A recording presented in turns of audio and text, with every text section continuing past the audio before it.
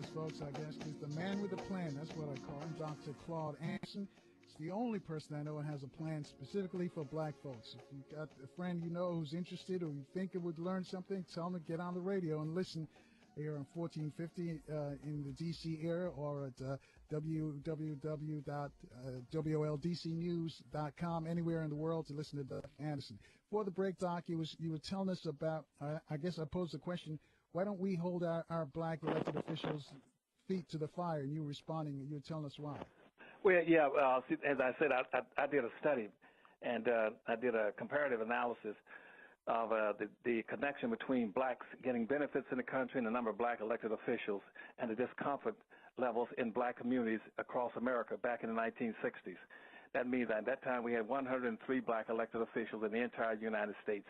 And I looked at the discomfort indicators like the number of blacks on food stamp, welfare, number of blacks in prisons, blacks in dysfunctional schools, the high unemployment rate for black folk, the lack of business ownership for blacks, and all these kind of things. Then I waited, Carl, faithfully waited for 30 years from 1960 to 1990.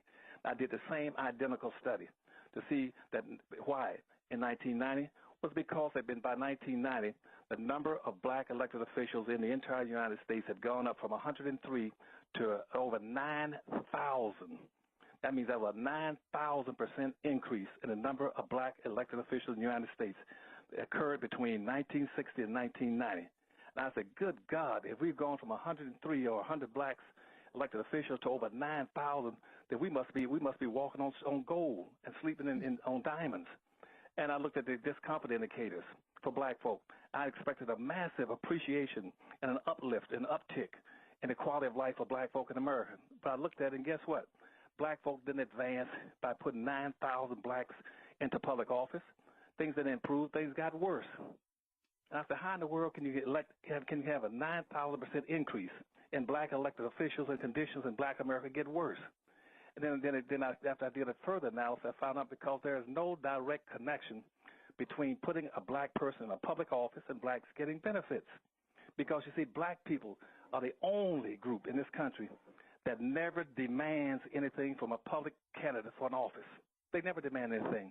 They vote based on personalities and why they feel about the person. They never think about what benefits.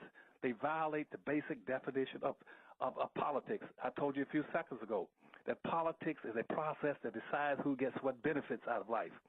Politics decides whether you get your garbage collected, whether your kids will be able to go to school, whether or not you have the right to vote, or whether or not you even get and have food in your neighborhood, or whether or not you ever have a business. And that's politics. Politics decide that. And politics didn't come into existence as we presently know it until around 1529. It came into existence about 20 years after the birth of capitalism and 30 years after supposedly Columbus discovered America. And all those things are connected and linked, and I'll explain them to you later on when you want to know about it. Okay, and so how do we identify which ones? You just basically said that there aren't any that are basically doing anything for us, but is that blanket all black elected officials? You mentioned we got a bunch of them, but are they all really just garbage, or any of them? How can we identify the ones that are working for us? Well, it's easy. Just go look at the records. Just go to any black elected officials and say, write down a piece of paper for me, what you have specifically done to follow the basic principles of politics. Politics means one hand washes the other. You take care of me, I take care of you. I vote for you, you support me. And you go ask them, say, since black folk put you in office and you represent a black district, tell them to write down a piece of paper. Tell me exactly what you have done specifically and solely for those people that put you in office. See, all these public officials swear an oath. They promise to honor and serve. It's a vow and protect those people who voted them into a public office. We live in a nation of representative government, which means you're supposed to represent the people who vote you into office.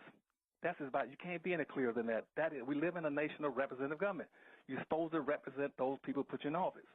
Now, if I were to go down to Mississippi now and follow most of the whites coming from Mississippi, all those elected officials, the congressmen and the senators for all the years, for 300 years, coming from Mississippi, Alabama, Louisiana, South Carolina, North Carolina, Florida, coming to Washington, D.C., they did not come here to represent all the people. They came here to represent their state and their people.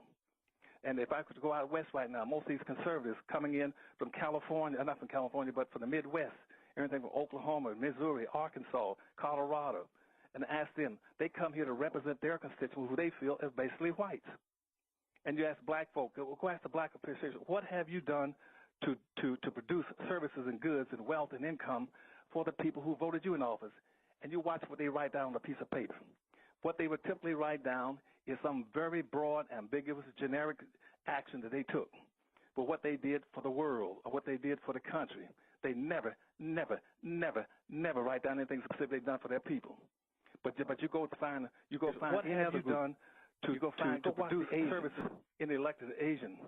Go watch Hispanics and what they'll write down. They said, I got elected to a public office. I'm in Congress, and I'm a member of the National Hispanic Caucus in Congressional Caucus in Washington, D.C.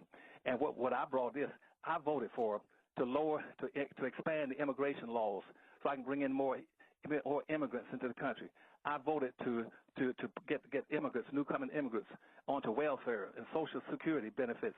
I voted for them to take and convert bilingual the old Great Society programs that were put in place in the 1950s or 60s for black children. I voted to have those switched now to the bilingual education programs, or for Hispanics. I voted for this for Hispanics and that for Hispanics. Everybody does that for their own people, but you will not. And if you do, I would be so amazed, and I would take back everything I'm saying publicly. You go find me a black elected official that can write down a piece of paper what he's done specifically and solely for black folk when he comes here. He's supposed to represent them first above all others. But in the history of this nation, I've never seen it. I've been in politics now with presidents and governors. I ran the campaigns. I've been in the White House with part of the White House team with President Carter as an assistant secretary in rank. I now sat as a black chairman for a board of governors for economic development for eastern and southern governors. I have never seen a black elected official come to a table, take a piece of paper and say, I did this. I can go find blacks right now sitting in Congress, for instance, that have been in Congress now for 30 or 40 years, and you cannot show where they brought one penny home to the black community in an urban city. Wow, that's deep. Before we go on, because I want to get into the Powernomics book, but Layla wants you to know, she says, please let Dr. Anderson know that I adore him, appreciate him, and respect him, and says anyone who speaks differently is completely idiotic and has walked right into the entrapment that was prescribed for Africans in this stolen land. She also goes on to say, unfortunately, there's a significant number of, quote, lazy people who do not want to, quote, stand for righteousness like these Europeans, so they lose. So she says, stay strong, Baba. I'm with you. Aquaba, which is a Ghanaian word, if you will. It means welcome. So she's responding to what you said earlier, Doc. Well, you tell a young lady I thank her because I felt a little down because of that. I said, I've devoted most of my life fighting for black folk, not to hate anybody. I never want black folk to hate anybody. I want them to be against anybody. But I want black folk to understand the nature of the society they live in. I want them to understand the nature of the problem. If they go to a doctor, and I am a doctor, I got they're doctor's degrees. If I go to a doctor, and you go to a doctor and say, the first thing the doctor will ask you, what is the nature of your problem? Have you had this problem in your family before? Have anybody else in your family ever had fallen arches or diabetes or asthma? The first thing any doctor will say is, let's first identify the problem, then let's recommend the solutions. Our people always are taking, well, I don't know about the problems, doctor, just give me the solutions. And then how the doctor will give you just write me a prescription, doctor. Don't worry about what it was. Just give me a prescription. I'll handle it. And so I tell black folks, first understand the problem. That's why I wrote the book, Black Labor, White Wealth. They say, here is your problem, that we were brought into a society and what they call the American dream, which means Europeans all around the world were invited to come to America to what they call the American dream. And that the American dream was that whites could come to America and get free land and free labor. That's the American dream. And black folk would not get anything because they were excluded from owning anything. They were classified as property. Property cannot own property. So consequently, when slavery ended, blacks had nothing. And they invited into a game to compete. They had nothing to compete with. What are they going to compete with? They were freed in 1864 and 65 and got out of slavery. They were set free, no clothes, no food, no home, animals, no tools, no weapons, no land, no organizations, no institutions, nothing, nada. And they said, now you go out there and compete with whites. And that time, whites had owned 99.5% of everything in the country. Hold that thought right there, Doc, because we're going to take a break. Folks, our guest is Dr. Claude Anderson, and his book, his best-selling book, Black Labor, White Wealth, and the companion book, Powernomics, Black Labor, White Wealth, tells you how we got into the position we are. And Powernomics tells us how to get out. We're going to look at Powernomics when we come back and look at the politics part of Powernomics. And, folks, you can join us in our discussion at 800-450-7876, or hit us up on Facebook and Twitter. Take your calls in about. This podcast was recorded by BKRPodcast.com.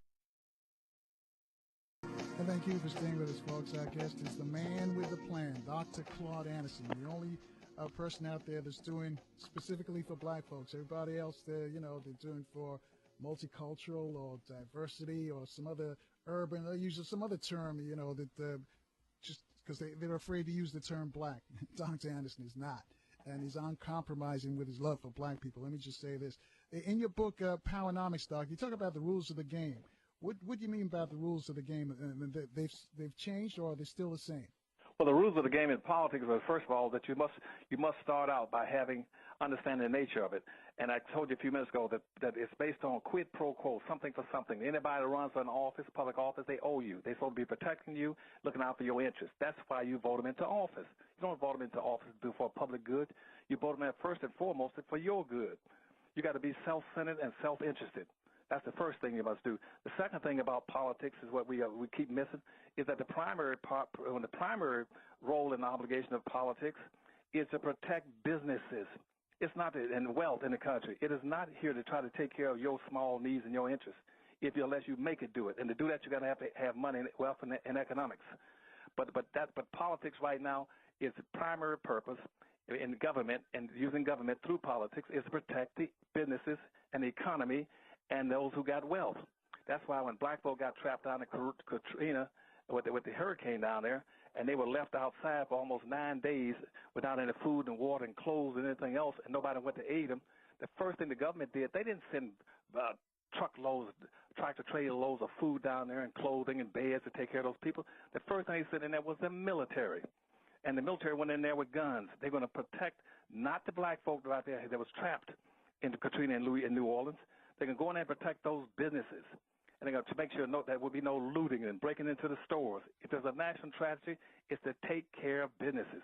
And since black folk only own 1/2 of 1% of the business in the United States, don't own any businesses of any consequence, they're not going to come into your neighborhood to take care of you. They're going to come in and take care of those who own the businesses in your neighborhood. And so that's based on their self-interest, not your interest. So it's quid pro quo. We have never had a political candidate come to us and say, I'm going to run for office. What can I do for you? And black folks, that's what black folks should be doing. They should be calling every candidate and say, yes, you come here, and here's what we want in our neighborhood. We want you to run for an office, and we will vote for you. But here's what you must do. You must do this. You must bring businesses and bring wealth here so we can build our own businesses in our own community with our own people, buy from our own people, serve our own people, have our own school system in our own communities, and everything around our own group self-interest. That's what they do. They don't do that for black folk, because black folk never demand anything from a candidate. We never demand anything from a candidate running from office. And what the candidate does, every time he comes out and announces what he's doing, he's going to talk about, we're going to put in a new highway here. We're going to put in some new basketball courts here, some lights over here. And you have to say, what are you doing specifically solely to benefit black folks? Well, last year we came up with a health care plan. Or we're going to vote to send people to the moon and to Mars, and black folk go for it. But no other group would do that. Other groups would demand things specifically and solely for their group, Carl. Interesting. I hope the people in Washington, D.C. are listening real hard on that mayoral election coming up. And I know there's a lot of discussion about what they're doing for the once Chocolate City. 800-450-7876. Before we get into the new black political orientation, let's go to Mr. Lee. Mr. Lee's on the Pennsylvania side of the Poconos. Mr. Lee, you're on with Dr. Claude Anderson. Hey, how you doing? I agree with where he's coming from, but I look at it different. I think our biggest obstacle, as a group of people, is not the white people, not the KKK, or not any outside force. It's us. It's kind of like that Samuel Jackson movie, you know, the last part he played where he was, about the slavery thing, where he was saying about he was sticking up for the mass, in other words. I think we got a lot of those people in our community, and they're what they call the gatekeepers. That's what I call them. They're at key positions, I don't care where they're at, and they basically stop the growth of our people and cause division. And I think they do it so cleverly. They come on like a friend. They come on like positive, like they're doing something for us. But underneath it, that's that negative stuff that's still there if you don't go along with the program. And I think that's what should be studied more, not what the white people do, but what we do to each other. But, all right. Mr. Lee, let us give Dr. Anderson a chance to respond. Well, he's absolutely right, and that's why I said I've never tried to hold white folks basically responsible for what I saw them as being half of what our problem comes from what white folks did us. The other half is what we're doing to ourselves. You're right, and see, but what you call the blacks that are misleading you, they're called a black overclass. A black overclass means those individuals who have access to the prominent white society. And what the white society does, they typically have a name and list all those people. They co-opt them. They co-opt them and bring them into the structure. And once you get inside the structure, you can do absolutely nothing because now they own and control you. Any black person you see on TV and hear them every day on the radio or read about them in the newspaper on a regular basis, they've already been co-opted. And anytime any issue affects black folk, they're going to switch it from black folk to multicultural, to diversity, to people of color, to socially disadvantaged, to gays, to women, anything other than black folk. And in a few minutes, as a matter of fact, I'm going to pull a book, I'm going to read a quote. And this came out specifically, the first time I heard this little switch, it's called bait and switch. Bait and switch. You know what bait and switch means? Bait and switch means where they advertise something. You come down to a store, and they advertise it and put up pictures about what you're going to get. When you get there, they switch it to something else. They tell you to come down to our store and get steak. When you get there, it's a pork chop. And that's what blacks are taught to do in politics, the black overclass. And the first time I ever heard that was back with Martin Luther King, way back, talked about he in one of his major speeches back in the 1960s. He gave this very beautiful speech about the dilemma of black folk in America and the major problem we were having, that we have not recovered from slavery, that we're still owning and controlling nothing of any magnitude, of any value. And that we never make up more than 1/2 or 1% of anything that's good in our society, and we're carrying 7 to 8 times our fair share of everything that's bad. And so what Martin Luther King recommended after he articulated all these negative things about black folk in prison, black folk this, black folk that, blacks are suffering here, blacks in prison. And then he said, what we need, so they said, what do you think you black folk need? He said, we need a Bill of Rights. We need a Bill of Rights.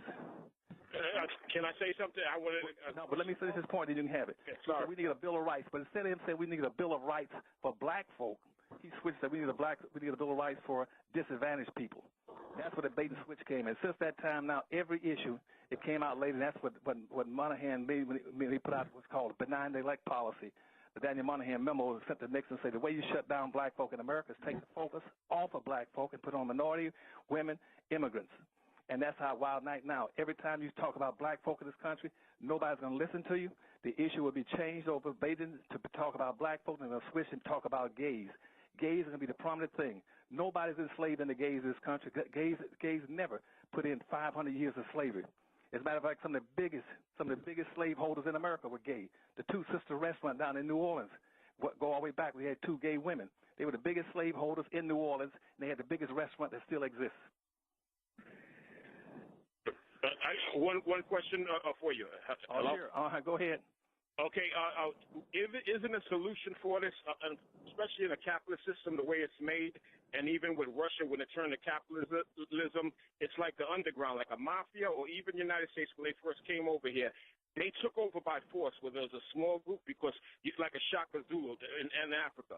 You need some type of underground, because we're the only fair players on this field, this capitalist field. We come in like thinking it's a fair game, but underneath, even China, they got the triad, all this kind of stuff. The Mexicans got their own secret money coming in. We're the only ones that, how can I say, quick solution. We need that muscle behind it. What do you think of that? Like a mafia, how they took over, the Jews even did that, to get a foothold in the capitalist system, because money backs the politics. And it forces people to go in business wise.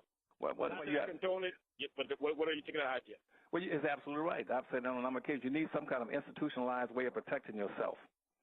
And That's always been true, and that's true in every society except ours. And about capitalism, about politics. See, politics is not based on what you vote. Nobody cares about your vote. Your vote means nothing when you're a planned, systematically made a minority. See, in this country, black folks' vote has always been basically totally useless. Why? Because the first law passed by Congress in 1790 was called the first Immigration and Nationalization Law. We say this is a white country and basically blacks can only come here as slaves. We were made a permanent minority. That's why up until the present time, up to about 11 years ago, blacks were always outnumbered 8-1 by whites.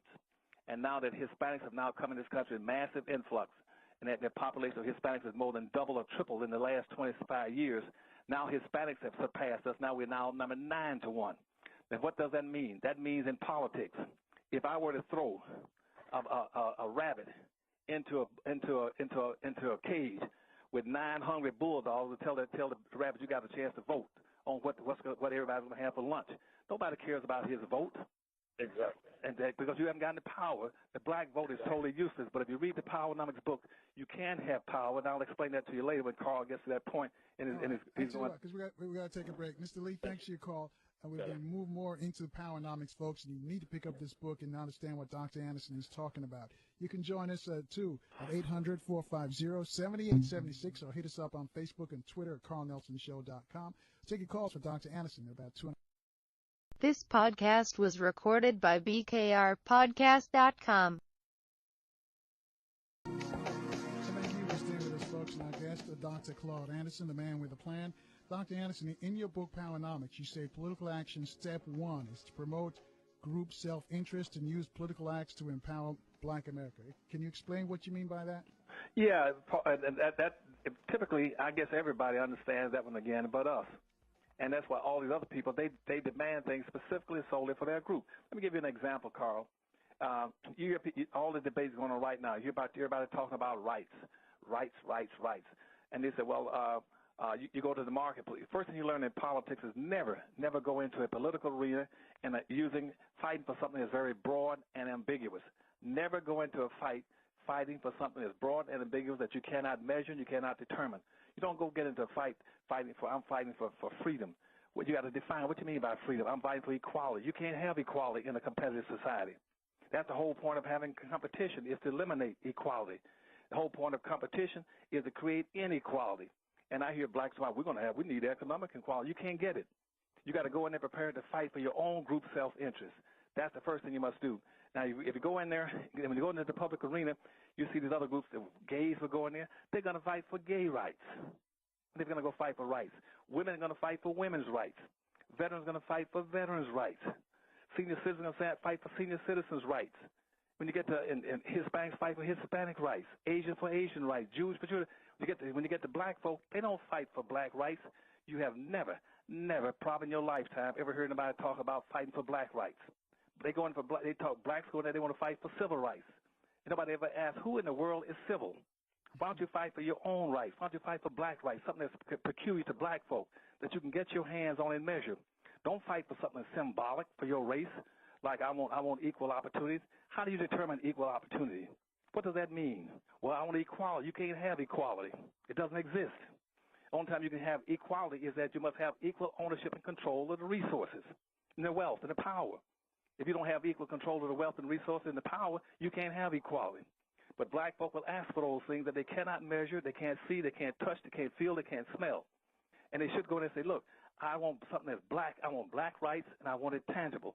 I want this much in money and houses, clothes, food, things that you can measure and count that your people can enjoy and raise themselves up to a better quality of life in their own communities. Now, Doc, do the other groups understand that we're not asking for that and they're asking for it? Are they looking at our politicians and our elected officials like, these guys are stupid? That's right. They use your officials. They use your officials. Every other group use black officials to accomplish their self-interest. They use black folk like toilet paper. They use them to bring about betterment for their lives. Almost every black elected official will be out there right now fighting for gay rights and women's rights, Hispanic rights, Asian rights, anything but black rights. Go find me a politician right now who's fighting for black rights. That's how they won't even use the word black. They won't even come close to the word black. The closest they come is African American. And there you go again. That's the term that Jesse promoted back in the 1960s, African rights. African American. Now, again, you can't measure what an African American is. What is an African American? Since all human beings migrated out of Africa, the first human beings, whether you follow archaeological facts or the biblical scholarly reports, historical exams of manuscripts, they said the first human beings and the Garden of Eden was in Africa. So therefore, all human beings on earth came out of Africa. And anybody who now comes to America is qualified to be called an African American. That's why politically, when we had one about 10 years ago, one Pakistani came to Washington, D.C. He went over to Howard University, University of Maryland, rather, and he applied for a Banneker Scholarship. The Banneker Scholarship was put in place for African Americans. He applied for the scholarship, and he was denied. They said it was for African Americans. He went to the Supreme Court in Maryland and sued and won. He won $150,000 because the black folk had set up a program under a broad heading, ambiguous heading, called African Americans. And so he said, I'm an African American. I used to live in Africa, and I moved from Pakistan to Africa. Then I moved from Africa to America. Now I'm an African American. And he won, and the courts awarded him $150,000. Because see, how can you define your self-interest when you can't even define who you are? You're afraid to identify with who you are. You don't talk about black rights. You talk about multicultural, diversity, minorities. What person go out and call himself a minority? A minority means loser. So if you can't define yourself in a very specific way so you can get very specific benefits and demand that a politician bring those benefits home to you to your community, you'll never get anything, Carl. All right. 800-450-7876. Go to line 1. Lawrence is joining us from Arlington, Texas. Lawrence, you have a question for Dr. Anderson. Yes, Brother Carl, I have a question and I have a comment. The first comment is, Brother Carl, you and Dr. Claude Anderson, y'all two of the baddest brothers that are very deserving of respect, because you brought that brother and he's speaking truth, and that brother is not afraid to speak truth, and he has put everything, all the questions that I had in perspective, because for the love of me, I've been trying to figure out, because my background is in union politics and local politics, and I've been wondering, and my wife, we talk about the same thing what the doctor is talking about. Why is it inside the unions, the UAW, you got blacks who will not advocate for blacks having a seat at the table in the union politics. They will speak about everybody and everything else, but we ain't. And right now, blacks are being excluded out of the blue-collar jobs in the labor market. That's the dirty little secret that's going on in America. And Dr. Anderson put everything in perspective, gave me the ammunition to go back and speak some more truth to power, because the bottom line of it is, Carl, we are in serious, serious hurt. And the gatekeepers, them rascals who don't want nobody else to achieve the goals that were set out for us thousands of years ago, these people are a real problem. That other brother who called, he spoke truth. It's not the white man. He plays a role. It is the black man or the blacks who fear being black. Right. Lawrence, put in a question for him because we're running up close to the top of the hour. The question is, to respond. Dr. Anderson, is it true that in order to clean your house and to live healthful and peaceful, you have to rid yourself of the parasites and the rodents that infest your house? And the house that I'm talking about is Black America. If in order for us to get where we need to go, don't we got to do some house cleaning? Some serious house cleaning. We got to take these people to task, call them out for what they are. I'm not advocating violence. I'm just advocating calling them out, making life miserable for these people. Because, like you say, they're co-opted. Well, let's give him a chance to respond because we're coming to close to the top of the hour. Thanks, Lawrence. Well, Lawrence, you're absolutely right. You do have to do that. But what you got to do, you got to institutionalize a code of conduct. See, all these other communities have code of conduct. Even the mafia has a code of conduct. The mafia says, you sell us out as a family, you better run, we're going to get you. And I learned that about 25 years ago when I was on an international committee that had the Indians on it, Hispanics and Chinese, and everybody said, Dr. we have codes of conduct in Chinatown. Where we have the hatchet men and the tongs, which means you sell us out in Chinatown, we're coming after you. Black folk don't have a code of conduct that says you cannot go around and sell us out, betray us, and do things that are detrimental to us as a people and expect to come back home. We need to have a code of conduct. We need to learn how to enforce it. And if black folk don't want to hear to it, then you excommunicate them out of the race and tell them that, and you call them out. And in Detroit, Michigan, they set up a program to call black folk out every year in February, saying that they have a vote saying we're going to call out the biggest Sambos in the city, and we're going to have a vote, and we're going to have a big party the last day in February and the end of the month to celebrate who the biggest Sambos are in the city that sold us out. That's why the city right now is going bankrupt, because they were sold out by these Sambos. Down in Dallas, Texas, you had another group down there that did the same thing. They would go around every night, and they would call these individuals that are selling black folk out. They didn't care. In some sense, one of the chief of police down there. They would put your picture on a telephone post on a fence, and advertise it, saying, "Stay away from this black person. He's selling us out." And they enforce the code, and they publicize it, and they enforce it against those black folks. Said, if you're going to be with us, you're not going to do these bad things, the harmful things to us, and go take care of Mexican and women and gays and forget and ignore us. And we've been here for 500 years. We built the country through our sweat and our labor, and you're going to give everybody else the benefits. Well, you know, he's in Arlington, and there was a fellow on the radio in Dallas, which Arlington is close by Dallas, and he would give out the award, the Toby Award. And he on the radio, he would just tell who's selling out in the community, and they'd award the Toby Award. I'm sure if Lawrence has been down in the Dallas area, he's probably heard that fellow on the radio. I don't think he's on anymore. Yeah, well, I think that's one of my friends. That's one of my friends on the county commissioner down there that you're talking about.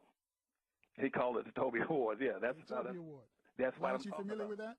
Yeah, and they would have posters and circulate them all over the city. And they have a wall in the black community. They go paint your picture on the wall and tell black folk, avoid this guy at all costs. And see, when that begins to happen, these black folk that are selling you out will come and beg you, say, please take my picture off the wall, off the fence, and off that tree. I promise I'll never do those bad things to my people anymore. Wow. Do we have enough trees? I don't know. but somehow you have to stop people. You have to stop people. See, and the problem right now with black people is that we don't have the wealth and the power. See, other groups, they stop their people wealth and power. They have a way either rewarding you or punishing you for doing things that they don't like. And see, with the black community, since we are powerless with no money and no wealth, we don't control any business of any magnitude or any institutions, we cannot reward people for selling us out and doing us in. But we have to start holding people accountable, saying you got a responsibility and obligation to our people to not sell our people out. If you disagree with what we're saying, keep your mouth shut. Right. That's all right. Hang on, Doc. Put you on TV. Thanks, Lawrence, for your call, because we got to take a break at the top there. When we come back, I want to talk about immigration, which you have in your book, Powernomics. Folks, our guest is Dr. Claude Anderson, the man with the plan. That's what I call him. He's the only one who's got a plan for black people, specifically. And he's unabashedly, he's for black, and that's it. Okay? 800-450-7876 number. Call, speak to him, or hit me up on Facebook and Twitter at carlnelsonshow.com. You can also like us there as well. We'll take your phone calls for Dr. Anderson in about 2.5 minutes. This podcast was recorded by BKRPodcast.com. Thank you for staying with us, folks. Our guest is Dr. Claude Anderson. I call him the man with a plan because he's the only one who's got a plan for black folks to survive in this country. His books, Dirty Little Secrets, there's a 3 set of books, and there's Black Labor, White Wealth. That was a bestseller, and there's another one bestseller, companion book is Powernomics, Black Labor, White Wealth. Tells us how we got into this situation that we're in. You need to read all 3 books, and Powernomics, which I'm reading from now, is one that tells us how to get out of this situation. In the Powernomics book, Dr. Anderson, you said we should challenge immigration laws and public policies that have forced black people to become this nation's only non-immigrant and permanent minority. Now, you wrote this book before this immigration stuff even came to the forefront. Did you see this was coming down the pike?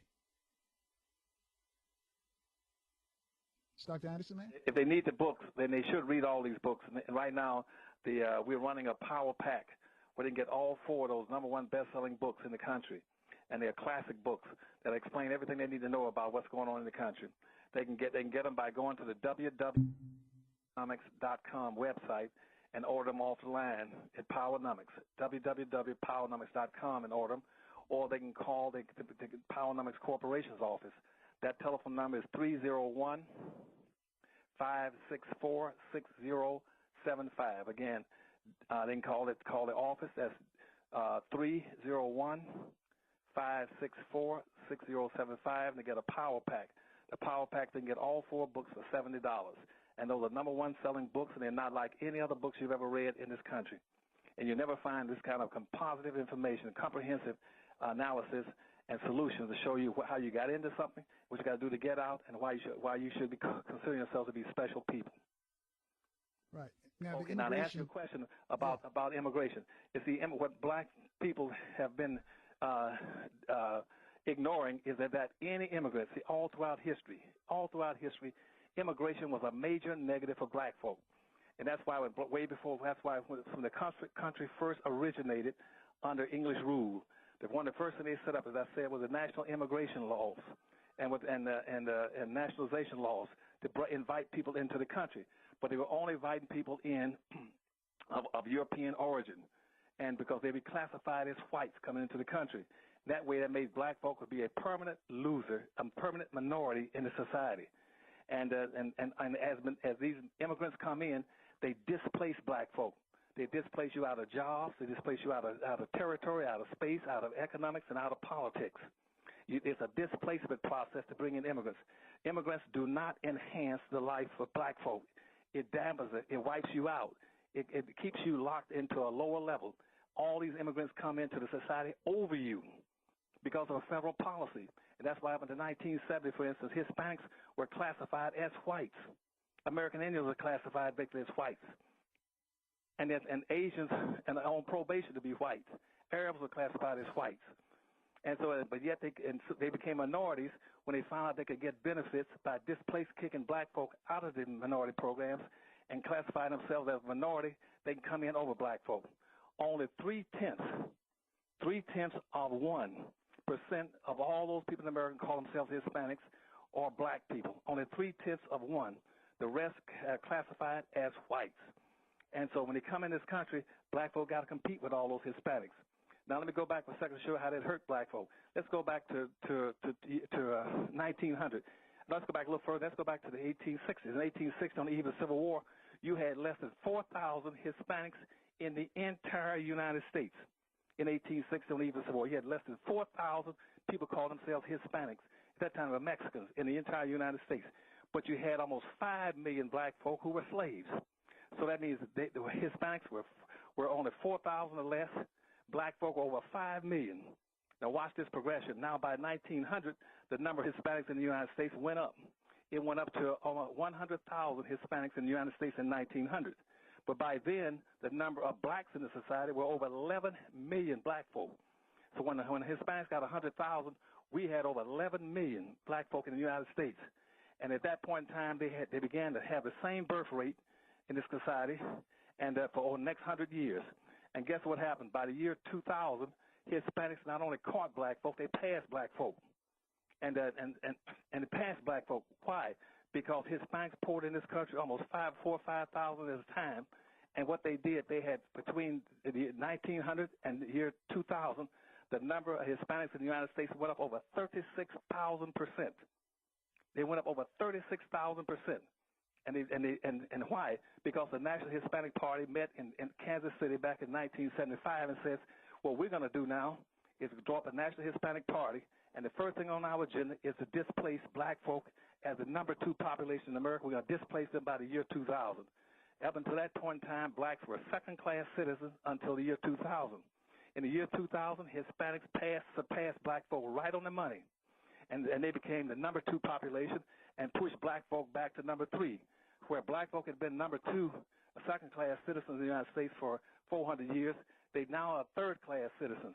And in about another 11 or 12 years, Asians and Arabs are going to combine. They're going to push black folk back and make them fourth-class citizens, which means that blacks didn't get a darn thing for being second-class citizens for 500 years. Tell them to use their creative imagination, figure out what they can get, and they become fourth-class citizens. Wow.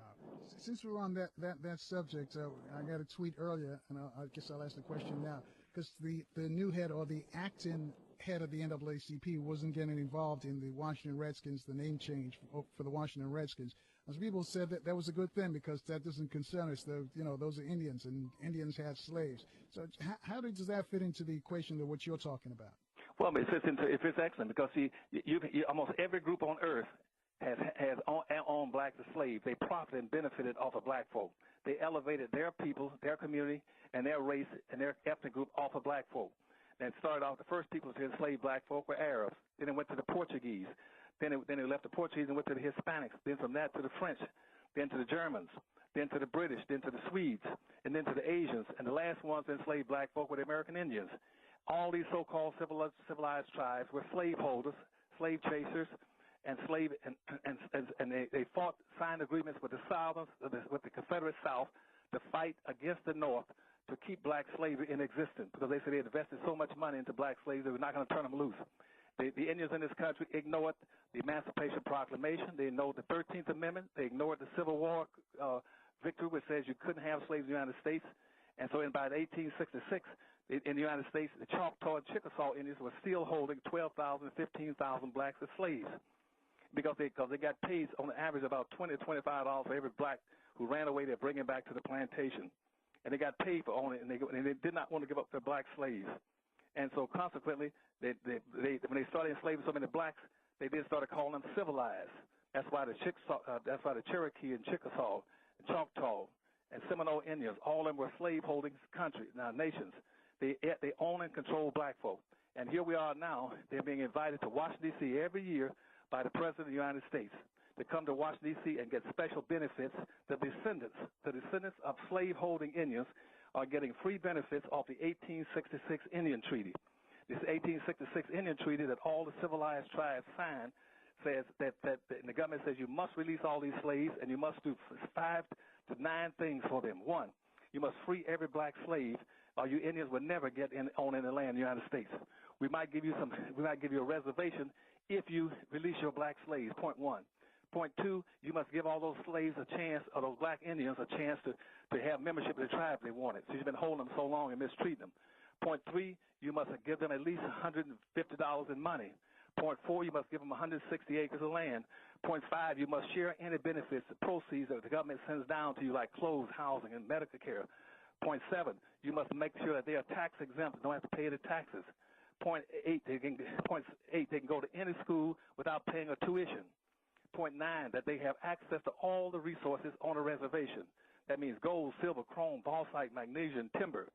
And 10, that they can come to the government and get contracts just like all these Indians can. Now, Obama approved a program recently where Indians can get all this cable system, television, and radio stations free. They don't have to go through all these changes black folk got to fight and compete for. But that 1866 treaty was built for black folk. And the last thing is that black folks should be able to build casinos just like these Indians. And we got blacks over in PG County, for instance, trying to build casinos. If we win these lawsuits that we currently have in the federal claims court and the appeals court, and if blacks over in America will rise up and demand that the United States government enforce the 1866 Indian Treaty fairly. They're enforcing that 1866 Indian Treaty for all those tribes. They're enforcing it only for whites who are passing as Indians. They're not enforcing it for the black folk. The treaties were put in place for black folk, for black Indians and black freemen. And for 140 years they've denied black folk these benefits. And that's why black folk must start putting pressure on every politician, black or white alike. And it's not a political issue, but it's been made into a political issue. It is a law. A treaty is a law. Hang on, Doc, because we're going to take another break here. When we come back, I want us to move on to step 3, vertical integration. And I'll let you explain to us what that means. Okay. Folks, you going to join the conversation with Dr. Anderson. It's simple, 800-450-7876.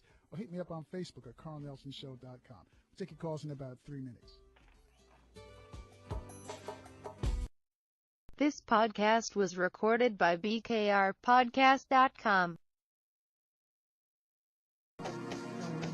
Dr. Claude Anderson, folks, the man with a plan. Our man's got a plan for black folks to get out of the situation that we're in. And I guess we all agree that we're in a terrible situation.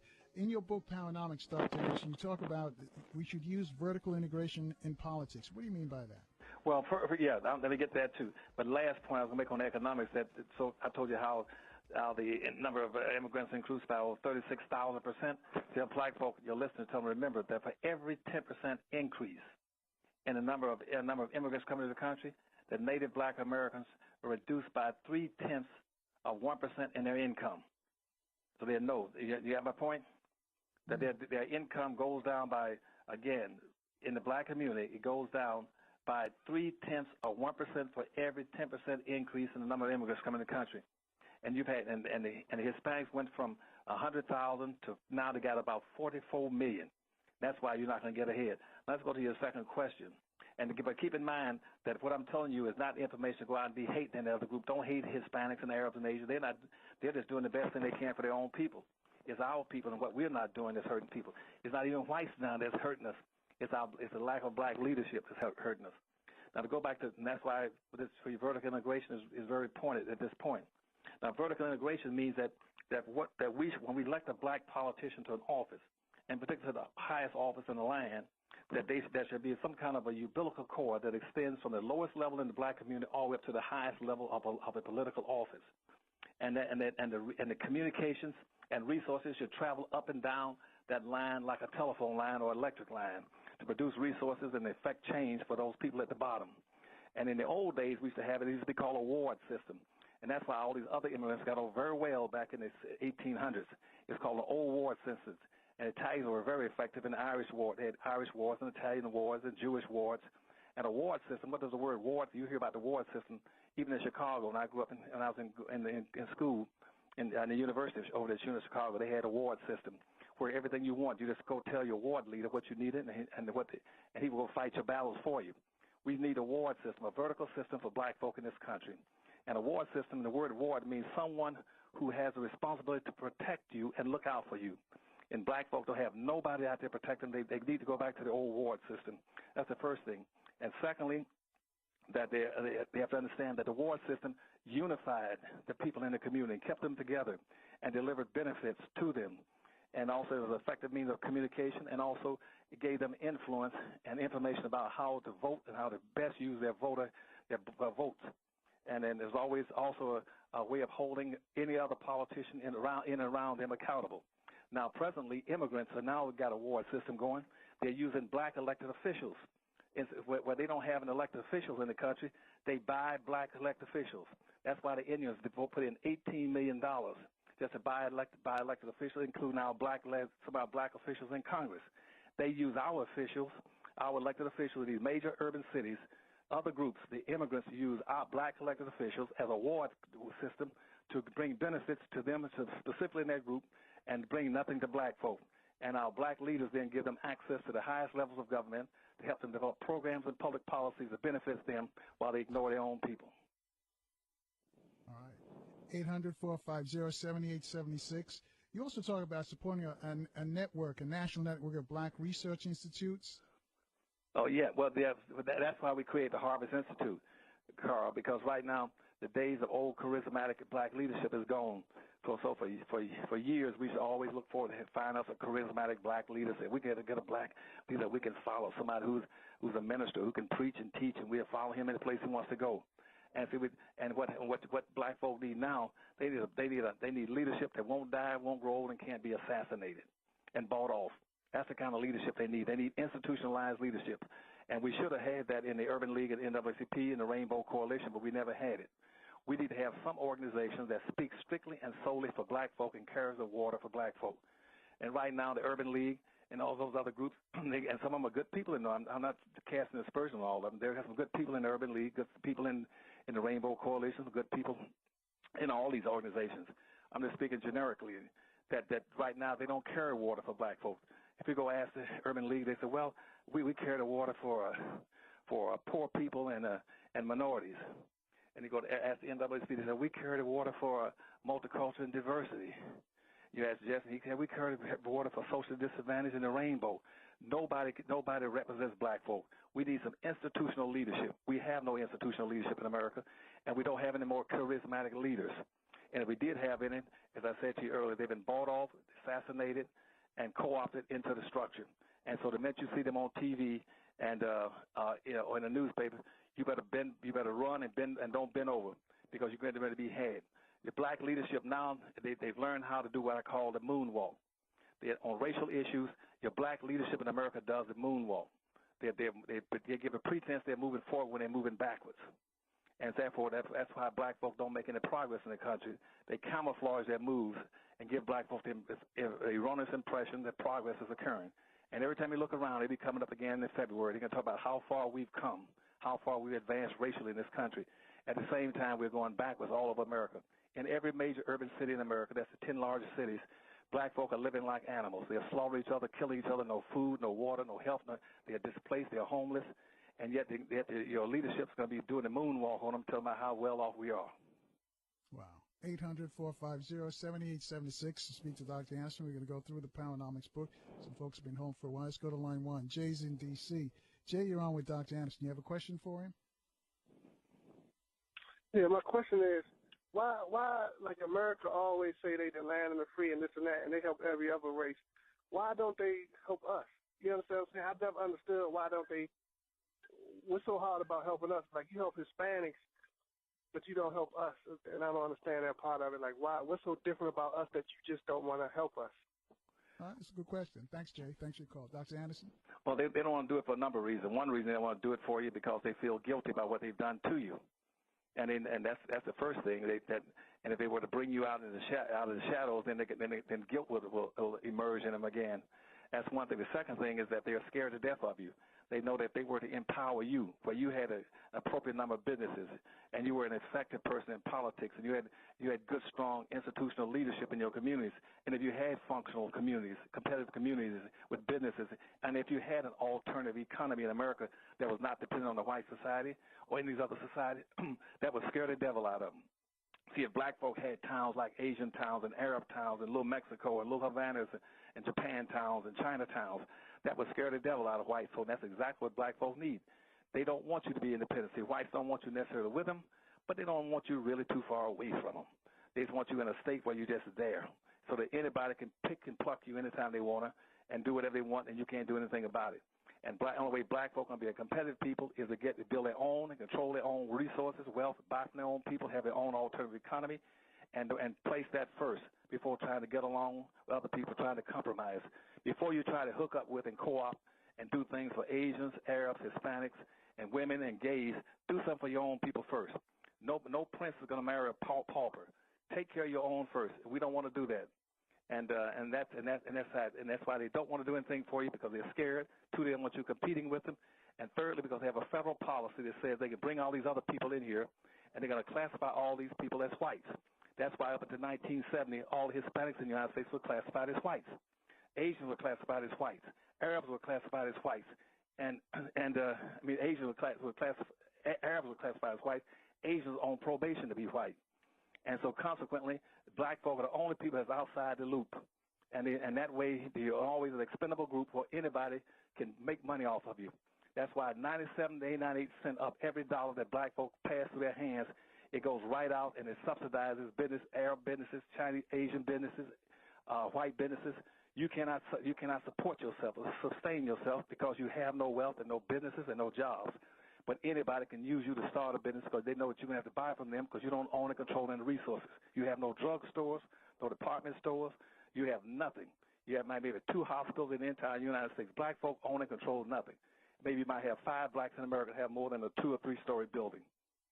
And which begs the question, because you mentioned this too in your book, that we should start our own party. How viable is that, though? That's the most significant thing black folk can do. That would be the most significant. That would scare the devil out of all these other groups. It would scare the devil out of them because, see, right now your vote is totally useless. But people again, they bamboozle you and tell you about how important your vote is to vote. Why in the world why would my vote be important if I'm outnumbered 9-1? If I'm systematically planned to be a permanent minority and I'm outnumbered 9-1, why is my vote important?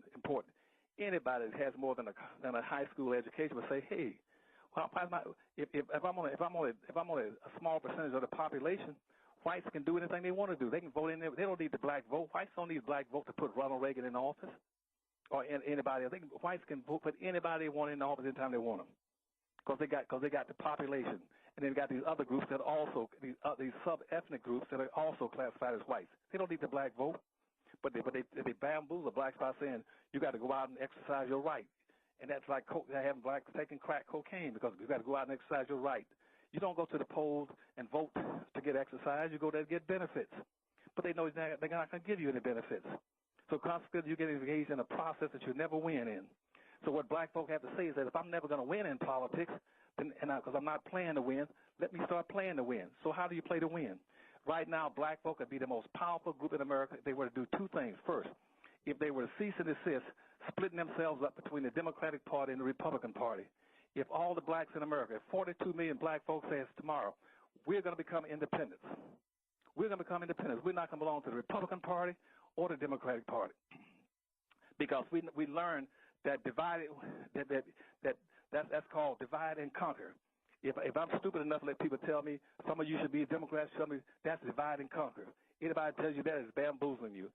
That's like hold that thought right there, Doc, because we got to take another break, and I'll let you finish up on this notion that we should have our own independent party and how we can work and how it will fit in.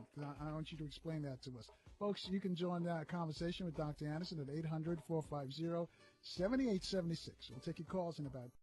This podcast was recorded by BKRPodcast.com.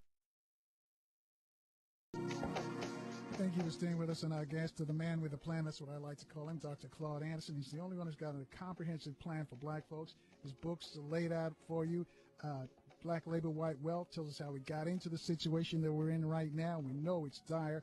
And Powernomics is a workbook. It tells us how to get out of that situation. He's also got a compendium of 2 books, Dirty Little Secrets, and before the end of the show, we'll tell you how you can get your hands on them. But you should have these books. I mean, we're going through Powernomics, talking about the politics here.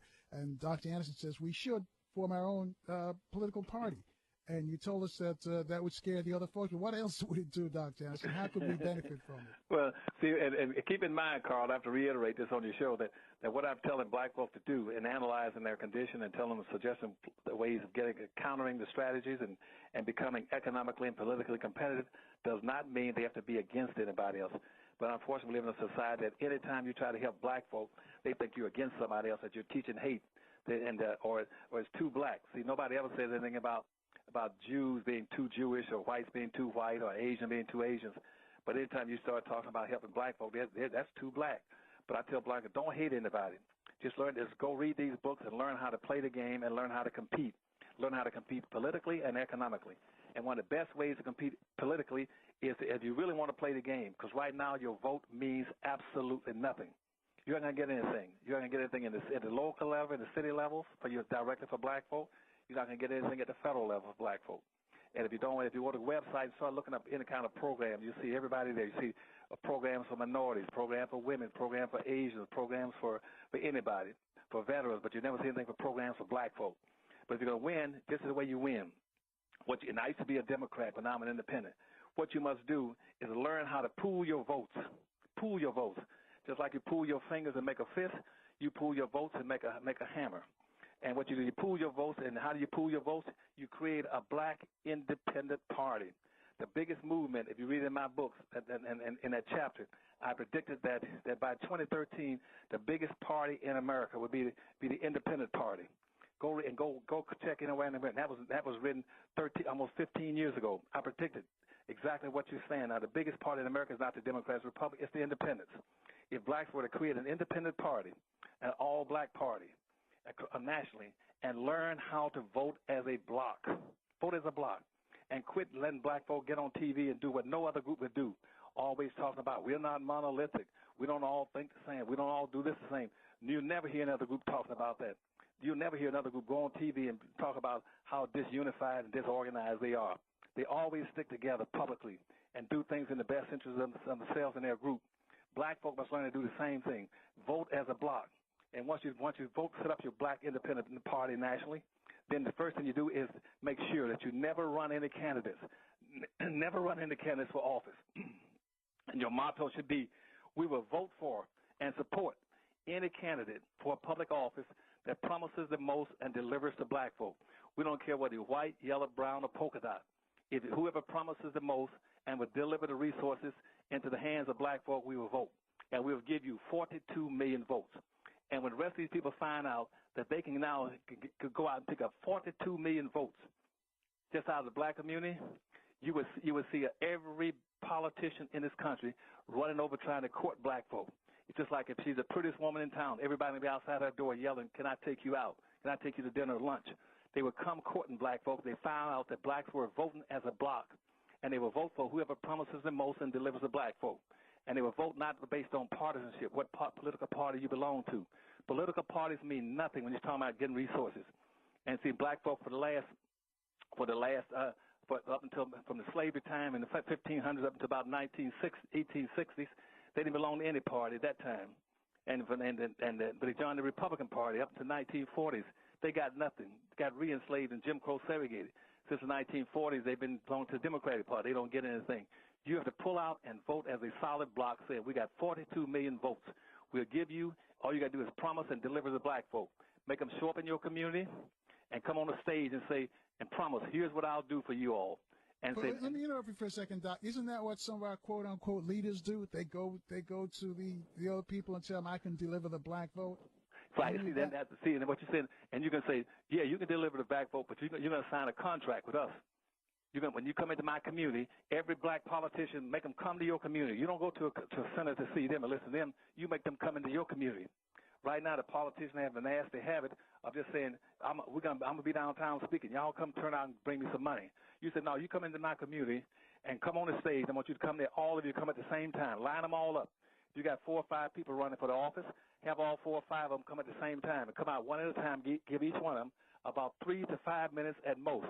And so you come on the stage before this audience and tell us specifically what you're going to do for black folk, point 1, and write it down. So it's a contract. Then 2, tell us and promise that you're going to come back and give an accounting to us within 3 years of exactly how many things you carried out. And point 4, point 3, if you don't do it, we're going to have a recall and run you out of office. It's just that simple. And fifthly, don't come in and tell them about how you're going to hire a black secretary or you're going to put some basketball lights on the court. That won't cut it. We want to know what you're going to deliver in tangible benefits like wealth, businesses, opportunities, and jobs for them. All right. 800-450-7876. Go to line 3. Steve's in California. Steve, you have a question for Dr. Anderson? Steve on there?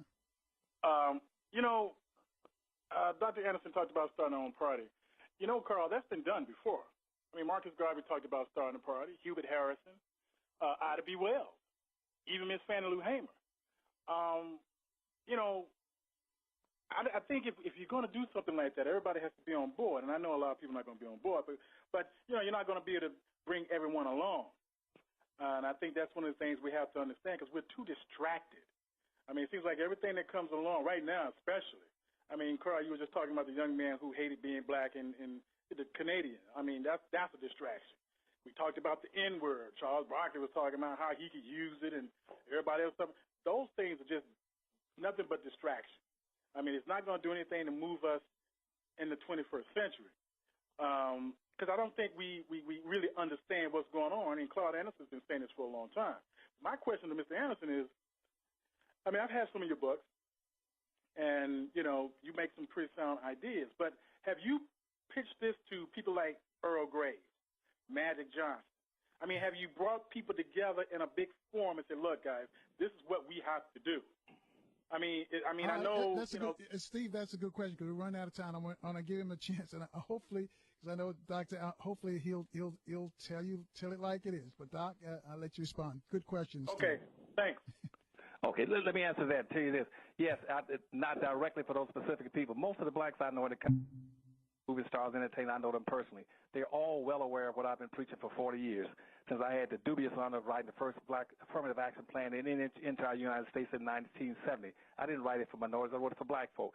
There's hardly a black in America that's in a prominent position that doesn't know what I'm talking about, how they have an obligation and responsibility to do something for black folk. No, I'm not going to go out and beg each one of them to come in. It's not my responsibility to go kiss every black person posterior, make him come and try to help his own people. If they don't want to do it, fine. You don't have to have every black. You get as many as you can and go about your business, do what you have to do. Now, Earl Graves and the rest of them, they know what I'm talking about. When people come to me and tell me the Urban League, we have a meeting at the board, they will say, yeah, listen to Anderson, he got some good ideas, but don't stand too close because white folk won't like some of the things he's talking about, how they advantage black folk. I don't really care. I'm at an age now, I don't have to do any of these things. I do it because I love black folk. I don't have to do a damn thing but go eat and go to sleep and stay in my house. But it's not my responsibility to go out and beg black folk to save themselves. If they don't want to do it, fine, because the wagon is coming to get them. And people that know what I'm talking about, it's their responsibility. Like somebody called me and said, Dr. Anderson, you need money for your program. And do you know that there's a guy in Mississippi, and he has a lot of money, and he does this, he does. Hey, why don't you call him? No, why don't you call him? You know him, and you call him. Or like Jane Calderby up in Philadelphia. She asked me, said, Dr. Anderson, what you need help for, Bill Cosby can help you just like that. Why don't you call Bill? Why don't you call him? You his aunt? She said, well, I can't get through to him because he got so many people around. I said, why in the world you think I can get through to him if you can't get through him? You're his aunt. Quit calling and asking me to take care of everything for black people. I'm one black man out of 42 million. No, I'm not going to do any damn more what I'm doing. If they don't want to do it, fine. Why don't you tell, without mentioning the name of this very famous singer, international singer, who wanted to give money, who wanted to support and you guys talked about it for a while, worked out the deal, and in the end he backed out without mentioning. He went and told, well, I could help you, but I got to, but a white, he's married to a white woman, and her brother controls his money. He said he had to go talk to her, then he had to go pray on it, and he said, let me pray on it, and I come back. And talked to them, came back and said, well, I prayed, and God told me that I shouldn't be identified with anything that's too black, and so consequently, I'm sorry, I can't do anything to help my people. And I said, no, I'm not going for that. I've done this since 1970, when I wrote the first affirmative action plan in 1970. This is 2013. That's 43 years. I'm not doing any damn more. If they don't want to do it, fine. This podcast was recorded by BKRPodcast.com.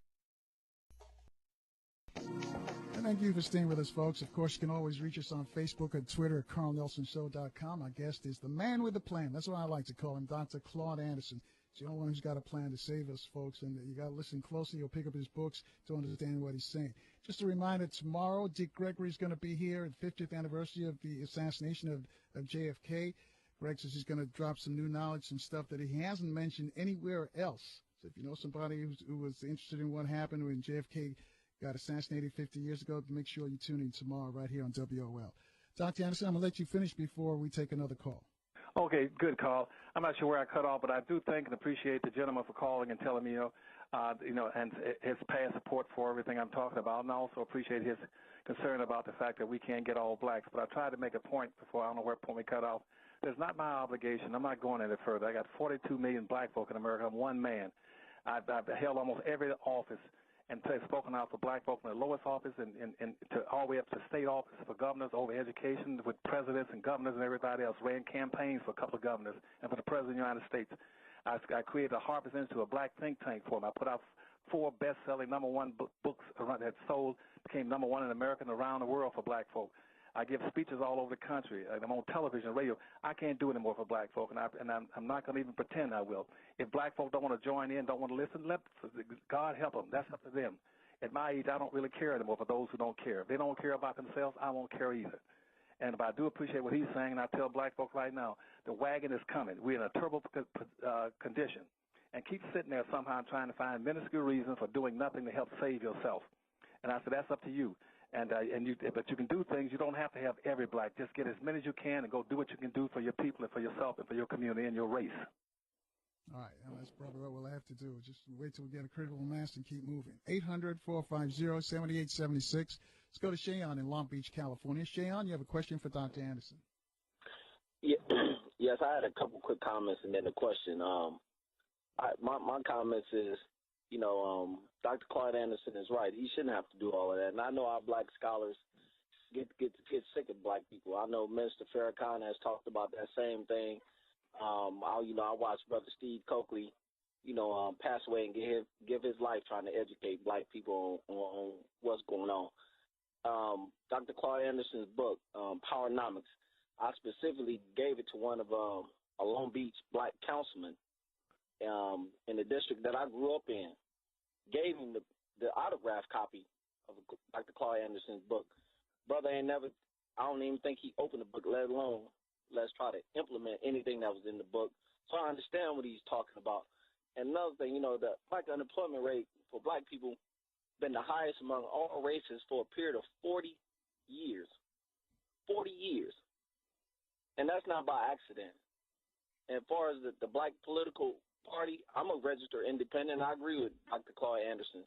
And all Jews, they don't necessarily agree with Zionism, but they go along with it because they understand the benefit of it. And I believe that if we did form an independent party like Dr. Anderson said, that eventually we'll see the benefit of it, and we don't have to agree with it, but we'll see the benefit and go along with it. And my question is, how can we get it started? Now I see the next election will be they're going to want us to go out and vote for Hillary and elect Hillary. So I think black people should, maybe start right there and say, okay, this next election cycle in 2016, hey, we form our own independent bloc. Like, if y'all want us to support Hillary, what is she specifically going to do for us? And I'd like to know what the brother think about that and how we can get it done. Thank you. All right. Thanks, Shayon. Hello, can you hear me? Yeah, he's gone. Okay, good. Tell that's an excellent idea. That we've tossed that around. You got enough got enough key blacks in all these different states that are already prepped and ready for this. If you all do is come together. You need to come together on a teleconference and do it, or you can somebody needs to take the initiative and set up a conference someplace in mid-United States and meet and begin to develop plans for it. Now, there's one of the group that's leading a lot of this. Let's take Bob Law out of New York. He used to be what's called a night talk show host. Now they've got the elements of one started. Bob Law in New York would be an excellent one. And I don't know if I have his number with me, but you can call me back, or I call and give it to you. And he's in New York City. Bob Law. He's got a group started to create an independent party. We got people like Dorothy Tillman in Chicago, a city council person. We had Joanne Watson in Detroit, Michigan, a city council person. We got Rosie Milligan in Los Angeles, who's ready to do it. We got my brother on the city council down in Dallas, Texas, and Arlington, which you were talking about earlier with the Toby Awards. He's ready to do it. We got blacks in Kansas City. We got blacks all over the United States now, but we got to figure out how to form them and get them together and vote and tell everybody, vote as a block. Don't vote as a finger, vote as a fist, and say, we will give you and vote for you and support you, but you deliver to black folk. We're not concerned about what you deliver to gays and midgets and humpbacks and cripples, but what you do for black folk. That's our first priority.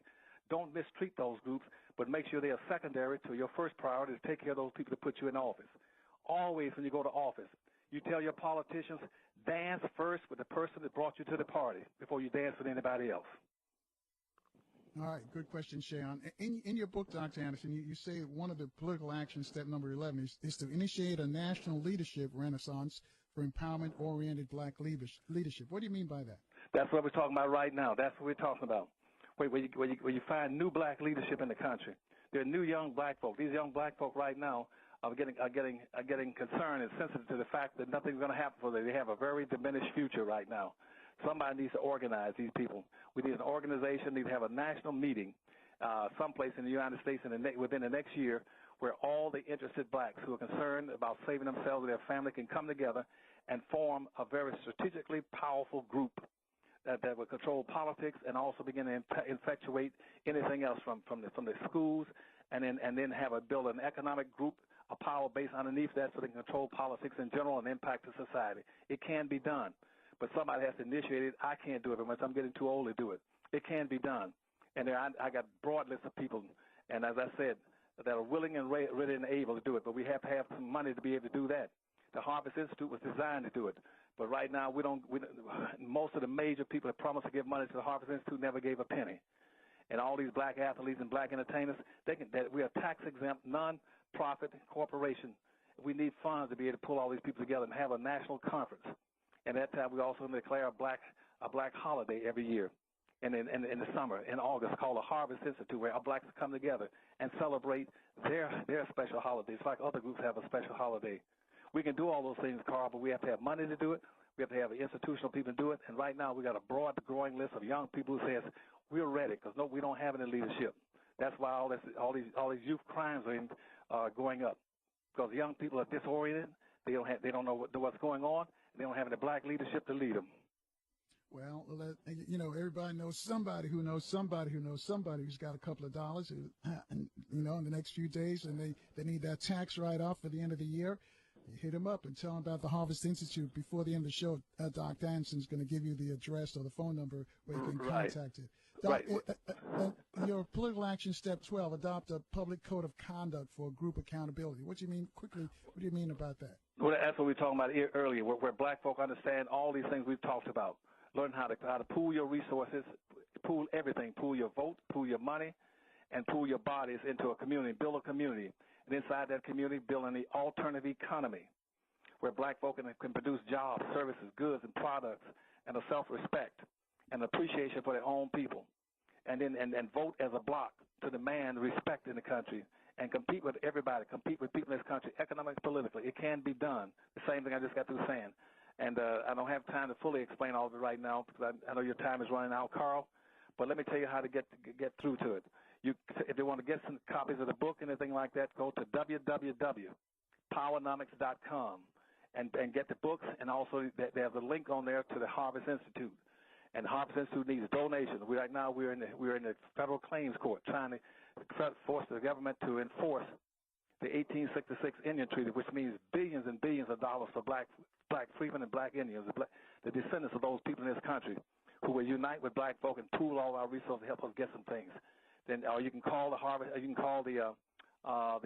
corporation's number and get this information. You can call and order the books and things, the materials. That's www.powernomics.com, but they can also call the telephone number 301-564-6075. Again, 301-564-6075, and we get the Power Pack books to you. You get all 4 books, give you all this information, and we need to start organizing. There are DVDs. You can call these people together in your basement, give them iced tea and lemonade, and begin to organize in this country. Time is running out, and that's why on page 174 in Black Labor, White Wealth, I said in 2013, which is this year, black folk will become a permanent underclass of beggars and criminals.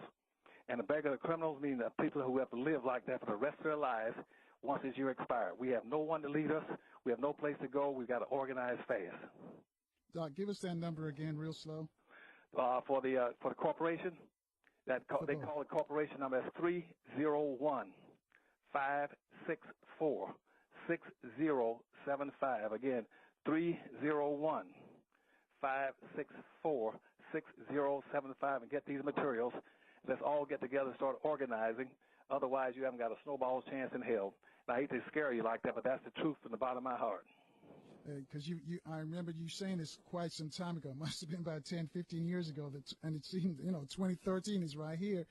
Said if we didn't get our act together, we'd be a permanent honor class. And looking around, it's almost prophetic. That's right. Well, I told him about a year. I predicted back in 1970 that by the year 2000, Hispanics would surpass you too, and you become a third-class citizen. And you're now predestined to become a fourth-class citizen. And you're vulnerable now because you can't feed yourself. You're totally dependent on the society. You don't have any businesses, any wealth, any power. Right now, 70% of all the black people in America live in and around 10 large cities, and they got less than a 2-week food supply. If something happens and they lose electricity or a major storm comes and food can't get into the grocery stores, you can starve 70% of the black folk to death in 2 weeks in this country. We're totally dependent on other people to take care of us. And we got to starve right now because we're out of time. But thank you very much for joining us, and we're going to keep pushing the books, and hopefully we'll get it together for you. Well, thank you, buddy, and tell all my people that I thank them for listening. And again, for those who don't appreciate what I'm saying, tell them forget